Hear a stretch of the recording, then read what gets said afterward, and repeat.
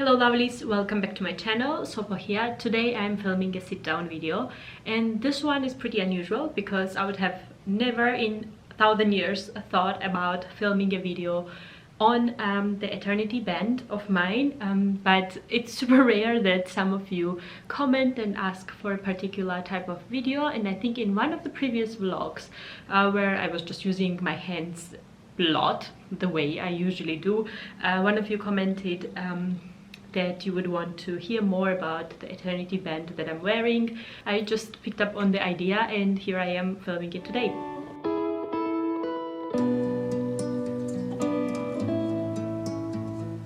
To be frank, I don't even know what to retell that much about it. I'm gonna try to insert as much close-ups of the ring itself as possible because it's probably what you are here for if you clicked on this particular one.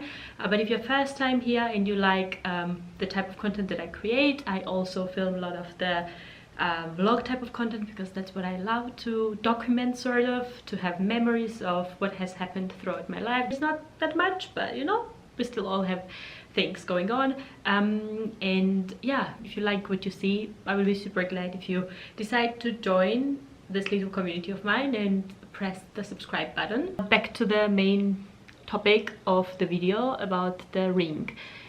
First things cleared up, it is not the wedding band.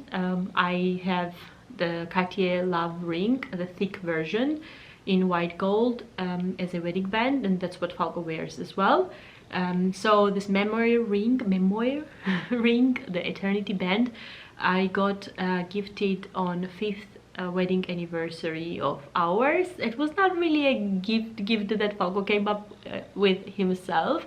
To be frank, it was something that I wanted from the very beginning and I kept talking about it. He decided to put an end to this misery and got it for me.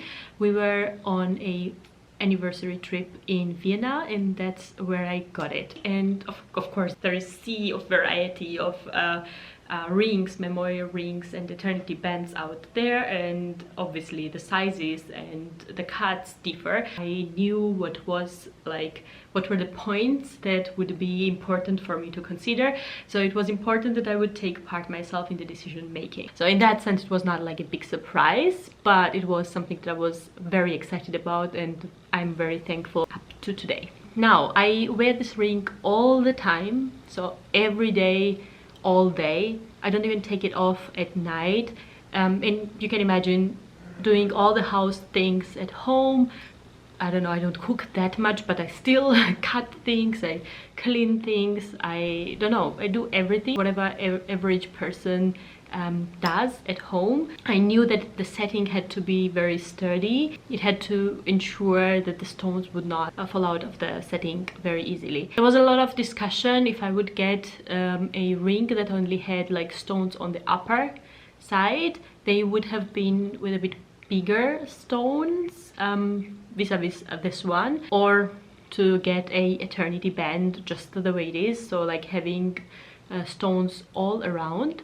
But I decided for this one because rings turn around, especially when they are on your finger, depending if it's cold outside or warm, and I thought that it would annoy me if the stones would end up like on the lower end. Stay factual, it was 2 years ago that I got this ring, and as told, after this much wear and tear I have not had any worry whatsoever that something is loose, but that also hangs with the fact that, as you can see probably on the close-up, the setting, the platin bits are coming up to the top, sort of enclosing the stone from 4 corners.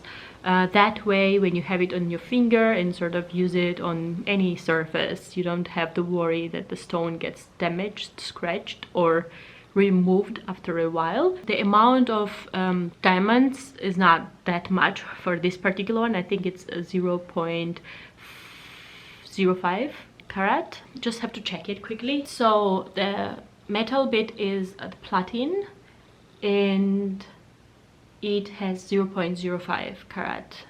It has finest weiß, I don't know in German, like G in terms of whiteness of the stone, and VS in terms of clarity, and the price was around 3,300 back then. Important thing as well to consider for me was that it perfectly matches with my engagement ring.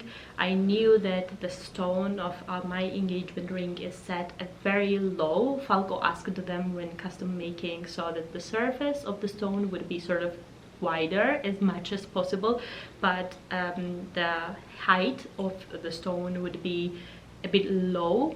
I assume it's because of the finances that's attached to it. You had to compromise at some point, so he asked that they would compromise on the height of the stone but rather make it like wider on the top when looking on top of the ring.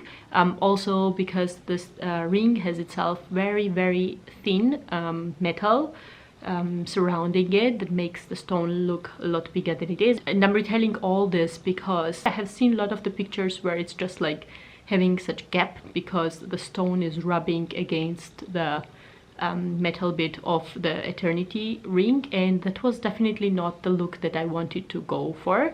I think it worked perfect because it aligns very nicely together. There is no gap whatsoever, especially between the stones. One thing which I forgot as well to mention is that the eternity ring has a little one button which doesn't have like stone in it. It's sort of like a place where the round bit connects. That's not as well typical for the eternity band. It turns around, it ends up sometimes in front, which is not very nice, but yeah, it's not something that bothers me every day, all day. So once I notice it, I start turning it around and moving it back again where it belongs. So that's just how it looks together. By the way, did I even mention that I put an effort of doing the nails for filming this video? Anyhow, I wouldn't know what else to retell. I hope that gives you all the information that you wanted to hear about this eternity band. I'm gonna link to the similar ring that I found right now on their webpage. I don't know if it's exact model or not. It's been like 2 years now. I hope that helps. If there are any other questions that I could answer with regards to the ring, please let me know. But at this point I'm gonna say bye. Have a good Sunday, everyone. I'm gonna see you on my next one.